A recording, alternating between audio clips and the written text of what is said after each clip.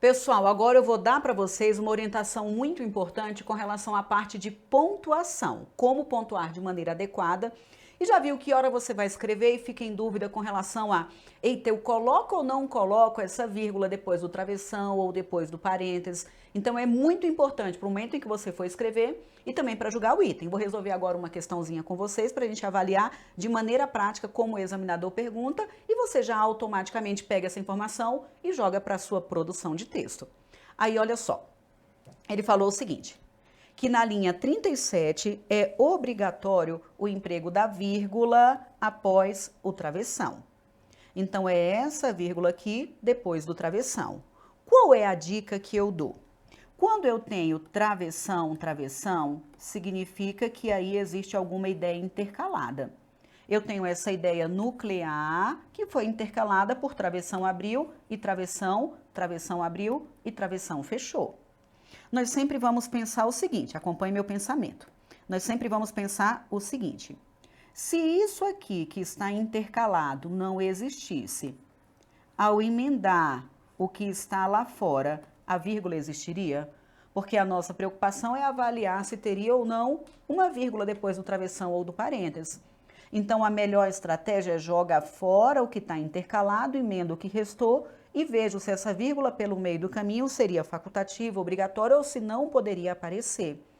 Então, eu já vou fazer dessa forma, olha só. Vejamos, para o entendimento de uma forma particular de comunicação, ideia intercalada,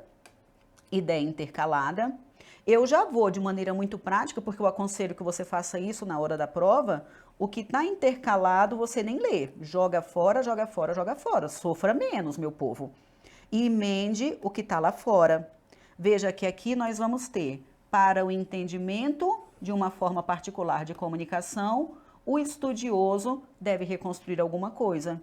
Quem é que vai reconstruir? O estudioso é o sujeito, deve reconstruir verbo transitivo direto, vai reconstruir as condições históricas e a materialidade, objeto direto. Então, o estudioso vai reconstruir isso com a finalidade de entender. Veja que esse para já indica finalidade. E para a gramática, tudo que indica qualquer circunstância, tempo, modo, meio, lugar, causa, consequência, finalidade, já tem natureza adverbial. Neste caso aqui, se tem o para que é finalidade, eu já sei que tem natureza adverbial e não tem verbo, tá vendo que é o entendimento? Então é apenas um adjunto adverbial. Estrutura base da língua portuguesa, sujeito, verbo, complemento verbal e o adjunto adverbial na ordem direta aparece no final, estando no final a vírgula é facultativa. Deslocado, adjunto adverbial deslocado, se for de pequena extensão, normalmente os gramáticos não garantem, mas os examinadores normalmente entendem que a partir de 3 palavras ele já é de longa extensão. Deslocado, de pequena extensão, vírgula facultativa e de longa extensão, vírgula obrigatória. Quando ele aparece intercalado, e se for longa, vírgula abriu e vírgula fechou. Se vocês observarem, aqui nós temos um adjunto adverbial que inicia para o entendimento de uma forma particular de comunicação. Professor, é grande? Não, é medonho, eu também disso. Sem dúvida, ele é deslocado e de longa extensão. Vírgula facultativa ou obrigatória, meu povo? Obrigatória. O que nós vamos avaliar? Esse termo que está no início é um adjunto longo, ali eu tenho sujeito, verbo e complemento, joguei fora o que estava pelo meio do caminho. Por ser um adjunto de longa extensão, essa vírgula é obrigatória. O abençoado do examinador, isso mesmo, ele falou que é obrigatório o emprego da vírgula após o travessão, item verdadeiro. Beleza? Então, a recomendação é, tanto para julgar o item, resolva de maneira prática, já jogue fora o que está intercalado, emende o que está lá fora e veja se haveria ou não haveria pontuação pelo meio do caminho.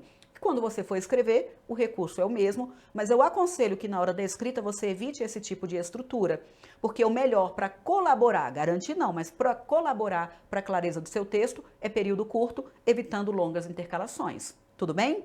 Então, deixe o seu comentário, acompanhe no meu blog, no meu Instagram e receba muito conteúdo gratuito e de qualidade. Tchau, tchau!